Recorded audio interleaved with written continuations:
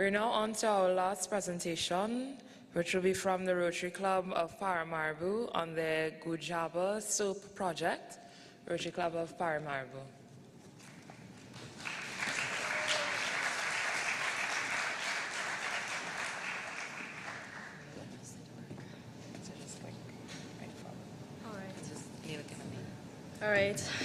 All right, adopting all protocols previously established. Good afternoon, bon après-midi, et goedemiddag. So if you can all repeat the last one, goedemiddag. Thank you. It's for practicing for next year district conference in Suriname. All right, going on to the first slide, I'll be very brief. I feel the pressure of everybody. We're tired, we're ready to lime tonight, so please bear with me. I'll start with the rationale of the project. The project location is in the south of Suriname. As we can see on the right picture, the Suriname is very green. We are proud to be the greenest country on earth with 93% of forest cover. We have only 500,000 people living mainly along the coast, but we do have our indigenous and our Maroon communities in the south. And the left picture, I see it's a little bit small, but it just gives you the idea that the inequality in development, if we compare Paramaribo, our capital, with the south of Suriname, there is poverty, extreme poverty in the south of Suriname, and it is, I think, why we took up this project, which is about economic development and community development for the community of Guyaba. Guyaba is the name of the Maroon community that this project is all about. All right, this is Guyaba. It's more or less in the middle of the country. It takes like half a day of traveling. You first go by road to what we call Achoni. That's the first picture on the left. There is no road further on to the south of Suriname, so you would need to take a dugout boat, which you can see in the picture, and you would travel for 2 hours in this boat to the community of Guyaba. So inaccessibility does hamper the development of communities in Suriname, but it is one of the reasons, I think, why we took up this project. Let's see, so it's approximately 220 kilometers from Paramaribo. Guyaba is the largest Maroon community, one of the largest Maroon communities in Suriname. It's around 3,000 inhabitants. If you go to the next. All right, so the project objectives, mainly what I was speaking about, the inequality that we have between Paramaribo and the south of Suriname is poverty reduction. These people in the south lack basic needs. They lack water, they lack education. There is no employment opportunity at all. So what we tried with this project first is to empower the people, women and men, to engage in economic development, in income generation, in capacity development. I'll talk more about what the project is actually doing, but that's the objective.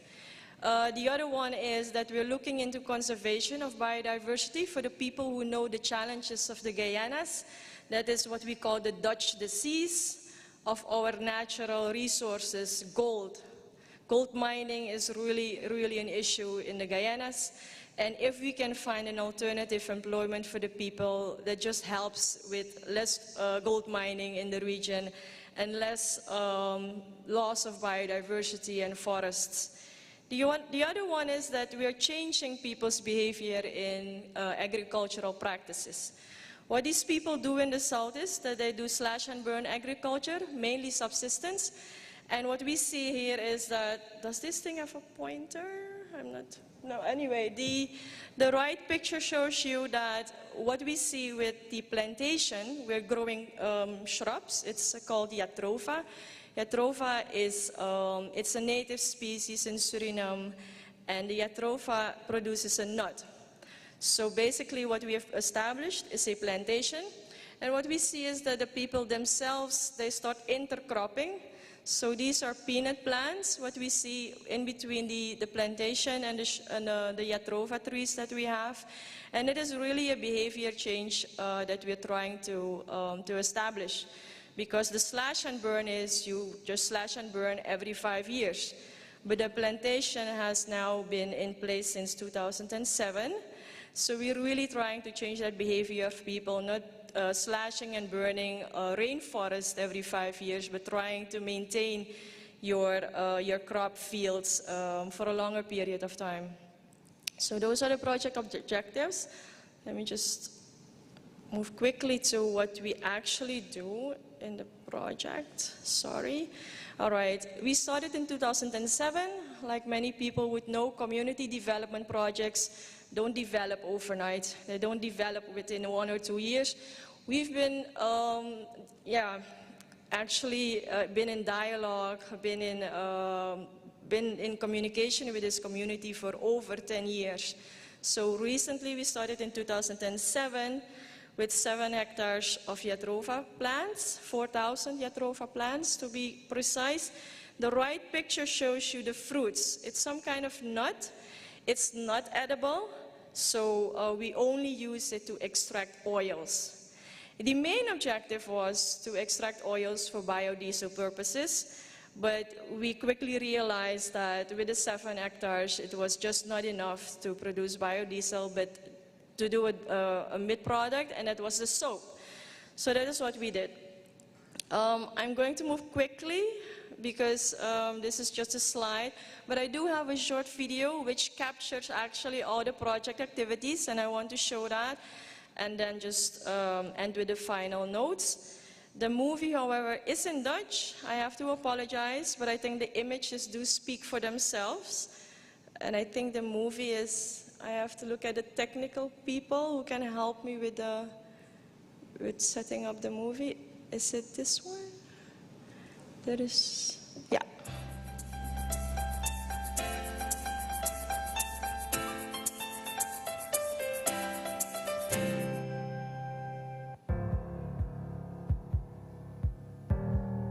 Een pure natuurzeep van hoge kwaliteit die erg prettig aanvoelt op de huid. 100% puur natuur, want 100% gemaakt van Jatropha-olie. Een 100% Surinaams product. Zeer effectief tegen lichte eczemen zoals Lotta. Dat is onze eigen Guayaba-zeep. Vervaardigd door de lokale gemeenschap van het dorpje Guayaba. Guayaba ligt in het boven-Suriname-gebied aan de Suriname-rivier ten zuiden van het Afobaka-stuwmeer, ongeveer 171 kilometers verwijderd van Paramaribo. Het dorp is te bereiken via de boot. Guayaba-zeep wordt verkregen uit de zaden van de Jatropha-plant, die wordt verbouwd op een areaal van ruim 7 hectare. De vruchten worden na de oogst door de molen gedraaid. De zaden die eruit worden verkregen, worden in de zon gedroogd, totdat ze droog genoeg zijn om vermalen te worden.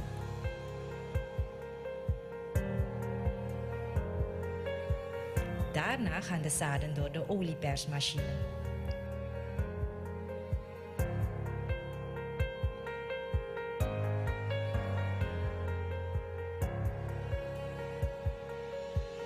De olie wordt vermengd met essentiële bestanddelen die noodzakelijk zijn om het tot de unieke Guayaba-zeep te maken.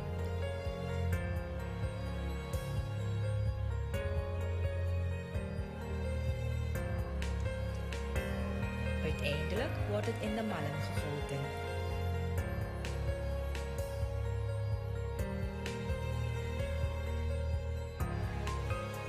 Wanneer de zeepjes hard zijn, moeten ze nog enkele weken drogen. Dan pas zijn ze klaar om vervoerd te worden naar Paramaribo. De distributie van de Guayaba-zeep geschiet door Farmport NV. De productie van de Guayaba-zeep is een initiatief van de Rotary Club Paramaribo in samenwerking met de Stichting voor de Ontwikkeling van Guayaba. Het draagt bij aan de economische ontwikkeling van de dorpsgemeenschap van Guayaba.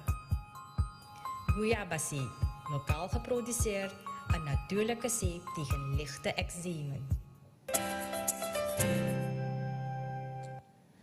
All right, thank you. This is a promotional video being used by Farmport. Farmport is the company that helps us with the distribution and marketing of the soaps.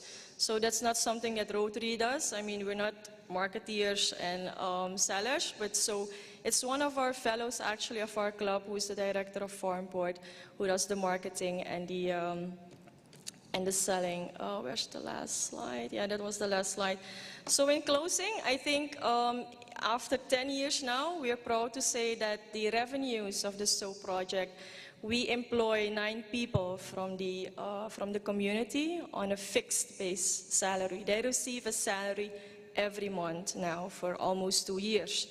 And then we have the female workers. That's a seasonal actually employment because you don't have the nuts all year round, but we have seasonal workers.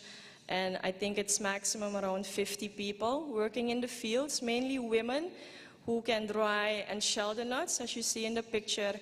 And we just take them in and we purchase them per kilo. So they actually just bring in the nuts and get the cash. And that's the support we can give to the community. Thank you so much. Grand timing.